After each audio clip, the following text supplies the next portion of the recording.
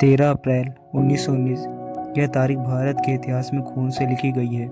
यह दिन केवल एक घटना नहीं था, बल्कि इस दिन ने पूरे देश की आत्मा को झकझोर दिया था। उस समय भारत की स्थिति 1919 में भारत के अंग्रेजों को गुलामी में था। पहला विश्व युद्ध खत्म हो चुका था। अंग्रेजों ने भारतीयों से वादा किया था कि युद्ध के बाद उन्हें आज़ादी की ओर बढ़ाया जाएगा, लेकिन वादा पूरा करने के बजाय अंग्रेजों ने भारतीयों पर और ज़्यादा जुल्म करना शुरू कर दिया। रोल्ट एक्ट अत्याचार की शुरुआत 1919 में अंग्रेजी सरकार ने एक काला कानून पास किया, जिसे कहा गया रोल्ट एक्ट। इस कानून के अनुसार किसी भी भारतीय को बिना कारण बताए, बिना मुकदमा चलाए जेल में डाला जा सकता था। इस कानून से पूरे देश में गुस्सा और आक्रोश फैल गया। अमृतसर में विरोध हुआ। पंजाब के अमृतसर शहर में लोग इस कानून के खिलाफ शांतिपूर्ण विरोध कर रहे थे। दो बड़े नेता डॉक्टर सैफुद्दीन किचलू और डॉक्टर सत्यपाल को अंग्रेजों ने गिरफ्तार कर लिया। इससे जनता और भड़क उठी। 13 अप्रैल का दिन विसाखी का पर्व था। ग्रामीण इलाकों से हजारों लोग अमृतसर आए थे। कुछ लोग त्योहार मनाने आए थे तो कुछ लोग जलियांवाला बाग में शांतिपूर्ण सभा में भाग लेने पहुंचे थे।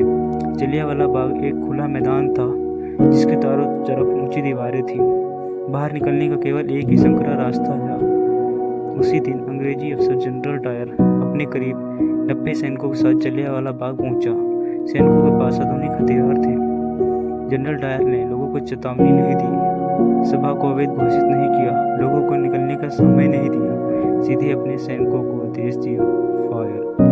गोलियों की बरसात। लगातार लगभग 10 मिनट तक गोलियां चलाई गई। सैनिकों ने भीड़ के बीच जहां लोग सबसे ज्यादा थे वहीं निशाना लगाया।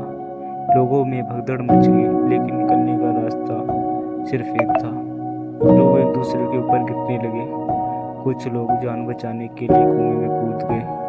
बाद में उस कुएं से सैकड़ों लाशें निकाली गईं। सरकारी रिपोर्ट के अनुसार 380 लोग मारे गए, लेकिन सच तो यह था 1200 से भी ज़्यादा लोग घायल हुए थे और 1000 निर्दोष लोग मारे गए थे।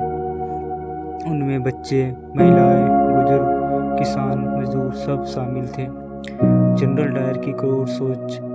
मेरा उद्देश्य लोगों को सबक सिखाना था। उसने यह भी कहा कि अगर गोलियां खत्म ना होती तो वह और गोली चलवाता। यह बयान अंग्रेजी हुकूमत की निर्दयता को दिखाता है। पूरे देश में आक्रोश। जलियांवाले बाग की खबर पूरे भारत में आग की तरह फैल गई। हर भारतीय गुस्से से भर गया। महात्मा गांधी का निर्णय। जलियांवाला बाग हत्याकांड के बाद अंग्रेज सरकार ने पहले इस घटना को छिपाने की कोशिश की। अमृतसर में मार्शल लगा दिया गया। सड़कों पर चलने से रोका गया। सार्वजनिक रूप से अपमानित किया गया। लोगों को कोड़ों की सजा दी गई। लोगों को पूरा पंजाब डर और दहशत में जी रहा था। जब अंतर्राष्ट्रीय स्तर पर दबाव बढ़ा तो अंग्रेज सरकार को मजबूर होकर हंटर कमेटी बनानी पड़ी। जनरल डायर ने कोई चेतावनी नहीं दी। सभी निहत्थे और शांतिपूर्ण लोग थे। गोली चलाना पूरी तरह गलत है, यह बात सामने आई, लेकिन फिर भी जनरल डायर को कोई कड़ाई सजा नहीं दी गई। उसे सिर्फ उसके पद से हटाया गया। सबसे दुखद बात यह थी कि ब्रिटेन में कुछ लोग जनरल डायर को एक अच्छा हीरो मान रहे थे। उसके समर्थन में लोग पैसा इकट्ठा कर रहे थे और उसे सम्मान दिया जा रहा था। इससे भारतीयों का विश्वास अंग्रेजों सरकार पर और टूट गया। शहीदों का दर्द। जलियांवाले बाग में मारे लोग सिर्फ आंकड़े नहीं थे, वे किसी के पिता थे, बेटे थे, भाई थे और माँ भी थे। कई परिवार पूरी तरह उजड़ गए। इस दर्द को बयान नहीं किया जा सकता। इस घटना के बाद कई लोगों के अंदर बदले की भावना उत्पन्न हुई। लोगों का अंग्रेजों के प्रति गुस्सा और बढ़ गया। लोग अंग्रेजों से बदला लेने के लिए सामने आए। चलिए दोस्तों, आगे की कहानी हम अगले भाग में पूरी करेंगे। तब तक के लिए बाय बाय। मिलते हैं दोस्तों अगले पार्ट में।